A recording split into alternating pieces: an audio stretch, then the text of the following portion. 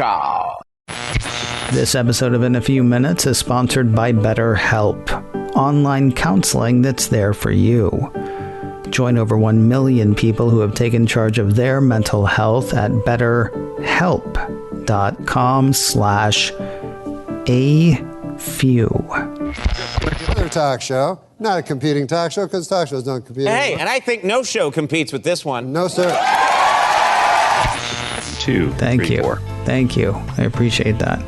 Now can you say a word in Spanish? ¿Cómo está? Thank you. That's more than one word, but really cool. Mike Rose is here with us, everybody. Mike Rose, you know him from being on this show before. You also know him as the co-host of The Aftershow, online at aftershowpodcast.com, or follow him on Twitter, _Aftershow.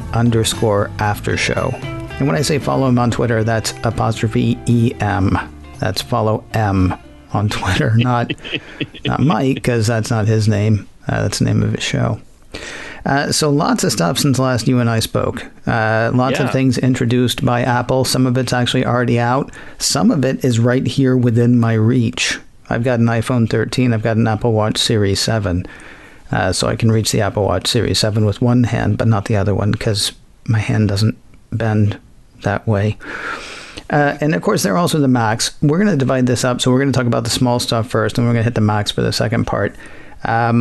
It's interesting because getting ready to talk to you today, I said, so do you have a new phone? You're like, no. I said, do you have a new watch? You said, no.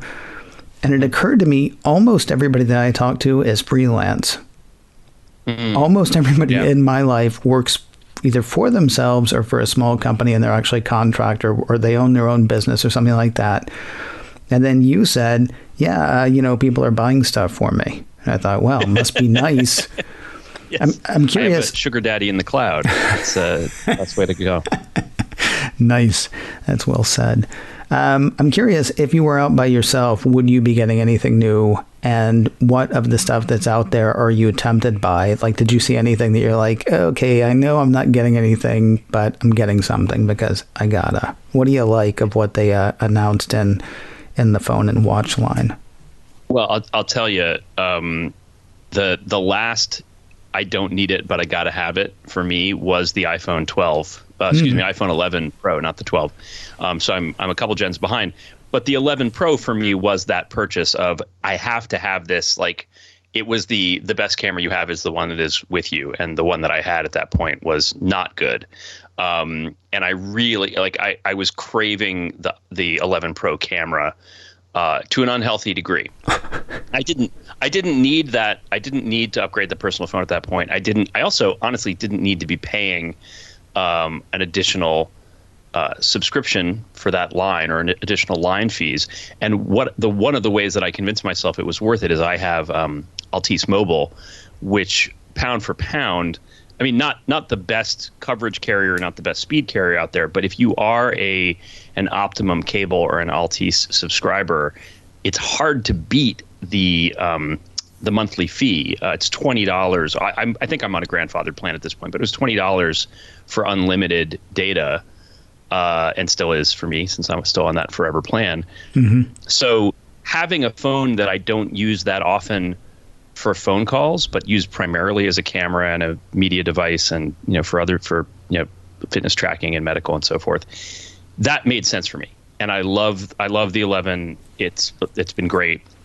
I know I would love a 13 or a 13 Pro, without a doubt. But I think this is the upgrade cycle where I'm going to go across the family, and the iPhone SE, the XR, and the 8 that are respectively among my spouse and children. Say, okay, it's daddy's got a brand new bag and it's full of iPhones situation. And that may involve a carrier switch as well. They're all on AT&T. We might be moving to T-Mobile, Big Magenta for better rates, and it's like that balancing act of coverage of like negotiating with one spouse or partner to say, well, I think you should move to this plan because it's better and cheaper and more bells and whistles, and having them say, yes, but will I be able to make calls from the second floor of the house? Right. Is kind of can be a showstopper under certain circumstances. So anyway, all that said, my watch, I have a Series 6. It's the 7 is not really calling my name. The 13 Pro would be calling my name if I hadn't done this upgrade cycle a couple years ago.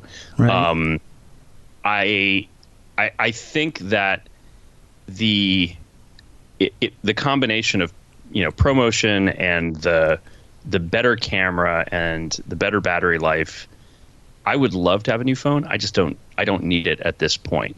So, and as you mentioned in terms of the freelance thing, yes, I have a day job that is going to provide me with probably an iPhone 12, but possibly an iPhone 13 pretty soon. Like, I don't have to go out and get one for myself just for the joy of having it when my work cell phone is going to be replaced imminently.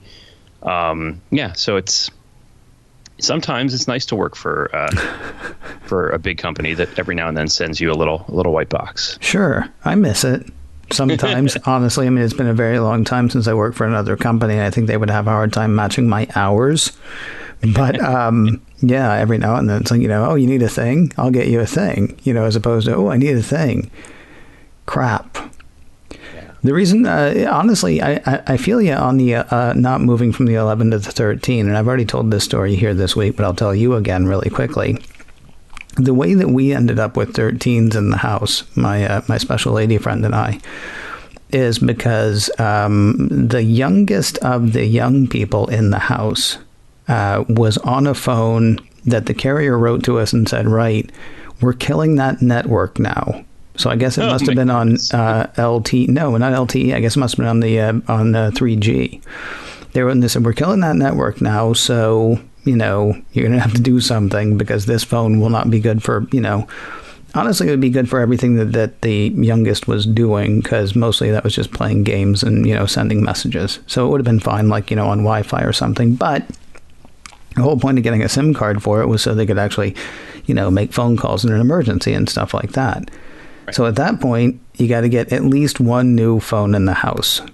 But then the question is, okay, so one of us gets a new phone, the other one gets the, next best phone, then the other one gets passed down to the kid in the middle. And then finally, the youngest gets a phone that they're probably going to write to us next year and say, right.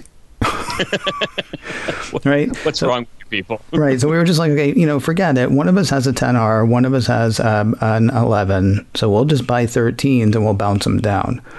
Had I not gotten the 13, I think I would be fine. I will say now it is a zippier phone, which I like. And the camera, I don't know if the camera actually looks that much better or if I'm just convincing myself the camera looks that much better, but I'm very happy with my purchase. That said, had we not had this weird sort of, Tetris game that we were playing with all the different phones, or is it more like Bejeweled?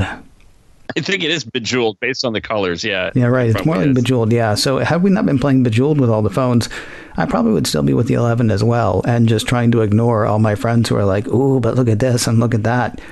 Like I'm really excited about having cinematic mode. Oh, yeah. I don't think I've done it yet. I think I tried it when I first got it. Be like, oh, look at that. That thing on the other side of the table is now in focus, and the thing closer to me on the table is not. Ooh, and now I switched them. And now I'm going to go back to playing Upspell. Yeah, I mean, well, for me, it is the cameras and actually, honestly, the tougher screen, the ceramic shield is probably going to do me some good, because I know that my 11 is starting to gain a unique patina of scratches. Making each one individual. So I don't have 5G. I don't have cinematic mode. I don't have smart HDR or any of that, or smart HDR 4, I guess. But I love my phone. Like I love the way it takes pictures. I love that how snappy it is compared to my 8, which is the other phone I'm carrying. I know I will be happy. I'll actually be pretty happy with MagSafe on my phone. I'm gonna be thrilled, but I don't need it. That is not an upgrade that I need. I do need a computer upgrade, but we can talk about that in the second half of the conversation. Well, I was actually just gonna say, so I'm liking where we're stopping on the small stuff. I do want to get to the Mac. And I was going to ask if you could stick around, but you already said you would. So I would definitely. I'm gonna be playing Bejeweled with all the iPhones in my house while we wait. So it's gonna take a while to gather them, but I'll get it done. When the pandemic hit, lots of stuff moved online. BetterHelp, sponsor of today's show, was already there, connecting licensed professional therapists with folks like you and me in a safe and private online environment. It's not a crisis line. It's not a self-help course. BetterHelp is licensed professional counselors who are ready to work with you on depression, relationship issues, self-esteem, the kinds of things you might go to see a counselor for can happen wherever you are. On your phone, your tablet, your computer. You're not limited by who's in your area. So many people have been using BetterHelp that they're recruiting additional counselors in all 50 states. BetterHelp is more affordable than traditional offline counseling, and if you need it, financial aid is available. As a listener, you'll get 10% off your first month by visiting our sponsor at betterhelp.com/AFEW. That's HELP. betterhelp.com/AFEW. As in a few minutes. Join over 1 million people who have taken charge of their mental health. Again, that is BetterHelp, HELP, betterhelp.com/AFEW. And thanks to BetterHelp for sponsoring today's show.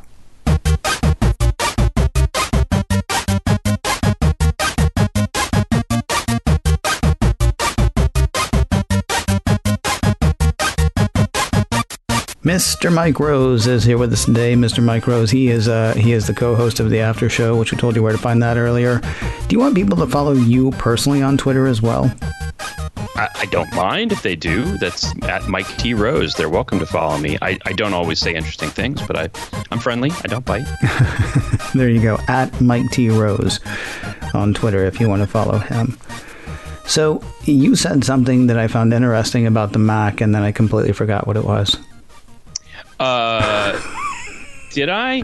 You did. I think I might have said that it's interesting that Apple has this habit. A number of people pointed this out. It's not a unique observation. No, that was before we started recording. No, that's fine. But we can go ahead and get to that because I mean, everything that they announced about the Mac. Oh, that's what it was. You said I'm going to be excited when I get the phone. When I get the 13, I know I'm going to be excited, but I'm in no rush. Was basically what you said. That is where I am about the new Macs that Apple has announced. Because I've got a 2018 MacBook Pro, and I've said this on the show before as well, but I'll let you in case you haven't heard. I had thought earlier this year that whatever came out towards the end of the year, I would get that Mac because I want something in the M1 line.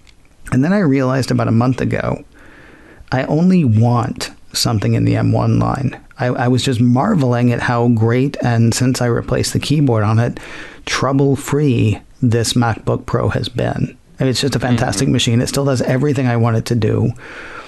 I know I would be very happy with how much faster the performance would be. I know I would like a bigger screen. I've got a 15-inch MacBook Pro. I would go for the 16-inch MacBook Pro next. I know that all that stuff would make me happier. Well, no, I don't know that it would make me happier. I know that I would be happy with it. But I'm personally not seeing a need to upgrade because this does what I want it to do. You, on the other hand, need to upgrade, you're saying. I do. I feel like I do. For a couple reasons. My main machine is a 2017, 2018, 14-inch MacBook Pro. 13-inch MacBook Pro, excuse me, not 14-inch. And, it's at the point where this is, of course, is a work machine. So I don't have really the discretion or the ability to say, hey, I'd like to replace the battery here because I don't get the battery life I'm used to. I could easily get another 2 years potentially of useful life out of this machine. It's still snappy. It still works great. But the nature of what I do involves having a ridiculous number of Chrome tabs up at the same time. I know that's true for everybody, but I'm running Slack. I'm running Quip. I'm running sometimes desktop Office apps, sometimes developer apps, sometimes video stuff like OBS or Prezi, just like or even Camtasia. So there's a lot that can be going on at one time. And now that so much of my day, even though I am physically back in the office several days a week now, so much of the day is Google Meet and Zoom. And these are unforgiving workloads for this particular machine. It's nice and snappy and great, but it doesn't have the best thermal envelope, and it doesn't tolerate well keeping up with a video call while other stuff is happening. And that's not necessarily its fault. I'm probably doing nobody expects the Zoom Inquisition, so nobody expected everybody was going to be on video calls 8 hours a day when this machine was designed. That was not a design workload for the MacBook Pro. It was not like that just wasn't what that machine was expected to be doing all the time. Now the M1 laptops, which I think are adorable, but I don't really want one because I have an M1 Mac Mini that I very much like, and I've watched the M1 Mac Mini get more stable and less wacky over time as Big Sur has evolved, as Apple has figured out how to not make the M1 chip unhappy.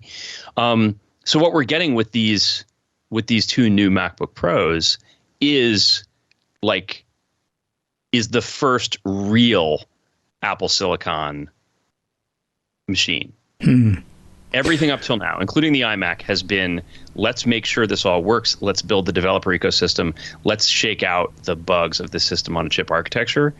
These machines are going to scream. They're going to be transformative. And I want one. And the challenge I have is that I'm in this enterprise environment. I don't get to choose what machine is provided to me. I just get to raise my hand when it's my turn and say, yes, I would like a new one. Thank you very much. Yeah. And so the question right now is, at what point do the declining inventory, both internal to the company and outside the company, the declining inventory of Intel MacBook Pros meet the curve of, yes, we have qualified out these machines and these architectures for enterprise? My understanding is there's still at least one big and maybe several small showstoppers in terms of device management and in particular forcing system updates on the Apple Silicon architectures that, due to the secure enclave and due to the encrypted, fully locked system, and for a number of reasons, it's not as easy for system administrators at a big company to manage a large fleet, thousands, tens of thousands of devices that are running on Apple Silicon versus Intel. Yeah. So it's a blocker. When they said a year ago that they were going to be supporting Intel for years to come, I sort of assumed that it was because of the enterprise. I even talked it over a little bit with Ben Beharan, I think. That's got to be the reason that they're doing that. To the point that when Apple says we're, nearly done, even though we're only a year in, we're nearly done with our transition to Apple Silicon, I got to figure organizations like yours are still going to be able to pick up Intel machines for a few more years than I would be able to pick up an Intel machine, because it's possible. Yeah, well, at the very least, I know they're going to support it, and it would not surprise me if there's, a stash of Intel machines in the back that they're willing to at least trade out for, the old one that somebody dropped off. Yeah, whatever the name of a tower is. where at whatever address is relevant. Yeah, also we're talking about companies that can't sacrifice their employee onboarding to the vagaries of a leaky, limping supply chain. They've got to have machines to people. Yeah. They're hiring people no matter what. So you can't you either get them a computer that you control that is secure, or you say, okay, we're going to loosen our bring your own device policies until we get our act together, but then we're introducing security risks that may not be well understood. Right. I think yes, Intel is going to be a supported piece of the portfolio. I don't know how many of them are still going to be manufactured. The biggest hole, aside from management on the Apple Silicon devices, is virtualization. It's not a huge challenge for me personally, but I know that there are people that I work with and in my organization who are like, yeah, I can't run VMware or Parallels or VirtualBox effectively on an Apple Silicon architecture. And that is going to make it very difficult for me to do my job. Yeah, I've got a friend, listener, who works for, I think he works for NASA or he works in conjunction with, but he's got some stuff that he does with VR. And I know he's a listener. I don't want to say his name because I don't know why I don't want to say his name, but I don't. I don't know if I'm allowed to. I guess that's what it is. But basically, he's been very upset since the transition to Apple Silicon started because he's got a lot of VR stuff that he does that just doesn't happen. And so the problem is that the fact that he can't do the virtualization, or I can't remember what his problem is. And not what his oh God, he's listening. I can't remember what his issues are exactly. I can't challenge. Thank you. I can't remember what the challenge is exactly, but I know at least one person who's having the issues that you're talking about. We're pressing up against time, and there's still something else that I really want to hit on these Macs. I appreciate the insight that you gave me on, sort of the enterprise, because those are things I haven't really thought about in those terms. What's really interesting to me, though, is as Apple is pushing the inside of the Mac into the future, it's sort of heading back to the past on the outside. Do you want to talk about the various ports? This is what you teased on the way back in, when I was like, no, don't talk about that yet. Talk about it yet. Yeah, talk about it now. I think it's, and I can't recall who I saw say this on Twitter or wherever I saw it, but the fact that Apple will take something away, think it over, put it back, and then claim to have invented it is an interesting trope. It's been a while. In fact, I can't, in 20 years, can't really think of quite so steep a reversal. Maybe the Cube, or maybe the cheese grater Mac Pros, original cheese grater Mac Pros, but where it was like, we're making bold design choices, and in the process, like, a lot of design is knowing what to carve away, and Michelangelo and the David, and like, it was always there inside the block of marble, blah blah blah blah blah. Johnny Ive. Anyway, the idea that you can make something, that you can make these machines better by doing less, is, that's a valid design choice. That's Apple often will do that. And you look at you moving to USB on the original Bondi Blue iMac, and no floppy drive, and no ports, and no this, and going all USB-C for these Pro machines. Then we're not going to talk about the Touch Bar, but going all USB-C was a choice. It's like, either like Thunderbolt 3. The ecosystem will meet you. Dongle, you can have a dongle if you need a dongle, but everything else is going to be, I think, great, fine. I love being able to plug power into any port on the machine. That's great. I love not having one cable to rule them all. Fantastic. I am always, always, always, always plugging into an external monitor. Always.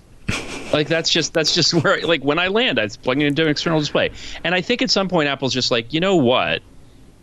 We need to, when we say something is pro is not just performance. Pro is not just, speeds and feeds. Pro is not just like giving a bigger, brighter screen. It is addressing the workflow and the ease of experience of these people who make a living using these things. You make your living using a MacBook Pro. You are entitled to raise your hand and say, you know what? Having an HDMI port on here will save me approximately 10 minutes of billable time a day. That's probably a bit on the extreme side, but if you forget the dongle and you can't use your ProMotion display or whatever, right? Your XDR display, you're crimped in terms of your productivity and your ability to make money. So put the HDMI port on the board. It's not that big a deal. MagSafe I think is kind of funny. I mean, I love that it's back. I'm a big fan of MagSafe, no complaints. Yeah. I think it's funny that it's USB-C on the other side, and also you can still charge these machines from the USB-C ports. Yeah. So it really is kind of a best of both worlds. But I think this is, when you say Pro, you mean you got to have some variety in your I/O. It's sort of mandatory.